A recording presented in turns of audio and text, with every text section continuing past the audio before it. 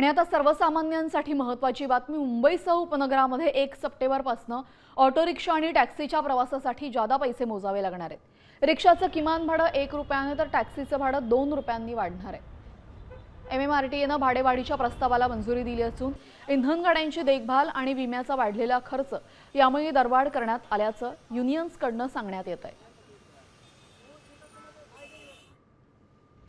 रिक्षाच्या भाड्यामध्ये 1 रुपयाची वाढ झालेली आहे, त्यामुळे भाडं 26 वरून 27 रुपये इतकं झालंय।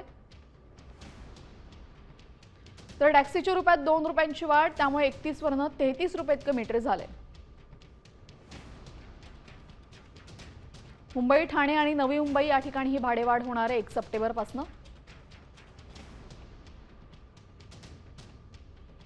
कल्याण, वसई, विरार, पालघर या ठिकाणी सुद्धा भाडेवाढीचा निर्णय घेण्यात आलेला आहे।